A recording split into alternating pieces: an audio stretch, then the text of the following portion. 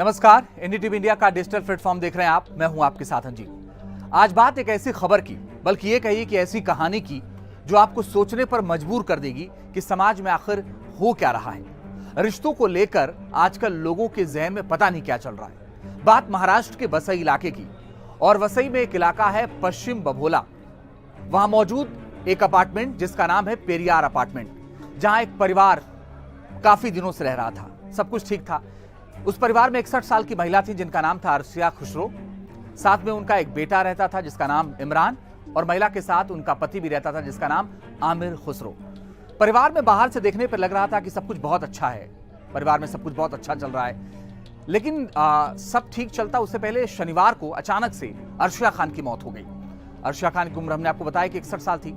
महिला के पति और बेटे ने बताया कि तबीयत खराब हो गई थी, इसकी वजह से अर्शिया की जान चली गई, जिसकी खबर उन्होंने अपने कुछ रिश्तेदारों को दी।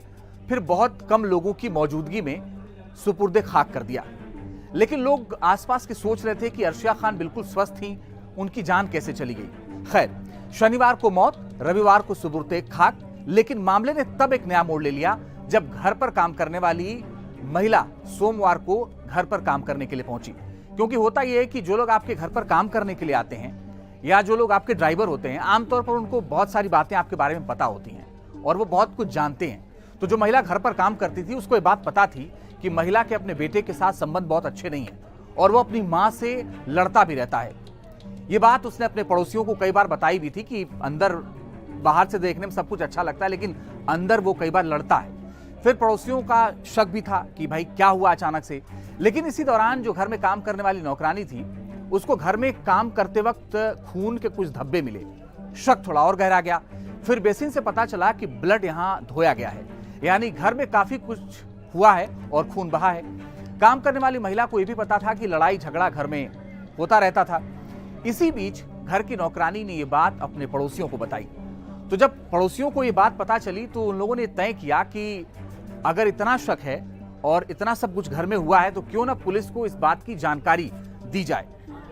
फिर क्या हुआ कि पड़ोसियों ने और महिला ने इसकी शिकायत पुलिस को की, क्योंकि नौकरानी को शक था पहले से और खून के जो निशान मिले थे उससे शक और गहरा गया। फिलहाल पुलिस को जब खबर की गई तो पुलिस अधिकारी ने इसकी जांच क्राइम ब्रांच को सौंप दी और क्राइम ब्रांच की टीम मौके पर पहुंची। और जब जांच करने क्राइम ब्रांच पहुंची तो जो भी घर में सामान इधर उधर था, जिसकी शिकायत की गई थी कि घर में सामान बिखरा हुआ है, उन सबको बेटे और पति ने सहेज दिया था। महिला के बेटे से पूछा कि मौत कैसे हुई, तो 32 साल के इमरान ने बताया कि अचानक से तबीयत खराब हो गई थी और हमने कोशिश की डॉक्टर के पास ले जाने की, लेकिन इसी दौरान मौत हो गई। हम डॉक्टर के पास ले भी गए थे और उसने बाकायदा एक डॉक्टर से सर्टिफिकेट जो होता है, डेथ सर्टिफिकेट जो होता है अस्पताल में मरने के बाद, वो बनवाया और उसने पुलिस को दिया कि ये डेथ सर्टिफिकेट है। पुलिस को जब डेथ सर्टिफिकेट मिल गया तो लगा कि मामला सामान्य है और मौत हुई होगी, क्योंकि आजकल तो कम एज में भी मौत हो जा रही है, दौड़ते वक्त, जिम में जाते वक्त। तो पुलिस को लगा कि 61 साल उम्र है, हो सकता है कि जान चली गई हो। लेकिन कहानी अभी यहीं खत्म नहीं हुई। लोगों ने पुलिस को और भी जानकारी दी। लोगों ने बताया कि इमरान के अपनी मां के साथ अच्छे संबंध नहीं थे, वो कई बार अलग भी रहता था और इमरान की वो सौतेली मां थी। पुलिस ने नौकरानी से पूछा कि भाई किस बात को लेकर घर में लड़ाई होती थी। नौकरानी ने बताया कि पैसे को लेकर अक्सर इमरान और उसकी मां के बीच लड़ाई होते देखा था। पुलिस को लगा मामला कुछ गड़बड़ है। पुलिस ने फिर से जांच शुरू की। कुछ सबूत भी मिले। जो महिला का डेथ सर्टिफिकेट था, पुलिस ने दोबारा उसे जांच के लिए भेजा। चेक करवाया तो पता चला कि ये किसी निजी डॉक्टर के साथ मिलकर के उसने फर्जी बनवाया है और ये डेथ सर्टिफिकेट उसने पुलिस को जो दिया था। पुलिस को जब डेथ सर्टिफिकेट फर्जी मिला तो पुलिस का शक और गहरा गया, और शक गहराने की वजह यह थी कि एक तो डेथ सर्टिफिकेट फर्जी और दूसरा ये कि घर पर इमरान और उसके पिता के अलावा कोई आता जाता नहीं था। तो पुलिस को लगा कि जब कोई आता जाता नहीं है तो सारी सच्चाई इन लोगों को पता है।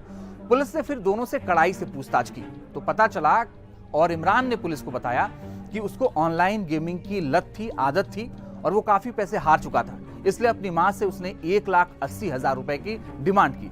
लेकिन मां ने जब पैसे देने से मना कर दिया और इसी बात को लेकर लड़ाई हुई। लड़ाई के बाद इमरान इतने गुस्से में आ गया कि उसने अपनी मां का सिर दीवार से मारा और सिर दीवार के कोने से टकराने के बाद फिर उसने चेहरे पर लात मारे। वो इतना गुस्से में था, उसने इतना मारा कि उसकी जान चली गई।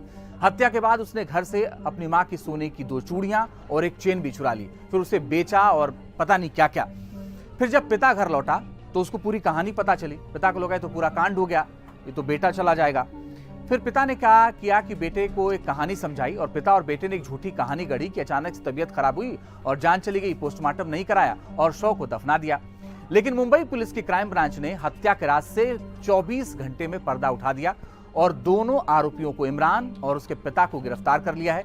दोनों को जेल भेज दिया है। लेकिन सोचिए, इस पूरी कहानी में, इस पूरे केस में अगर नौकरानी अगले दिन काम करने नहीं जाती या उसको खून के धब्बे नहीं दिखते या शक नहीं होता तो इस राज से शायद ही कभी पर्दा उठ पाता। फिलहाल के लिए बस इतना ही, लेकिन लगातार खबरों के लिए आप देखते रहिए NDTV इंडिया का डिजिटल प्लेटफॉर्म।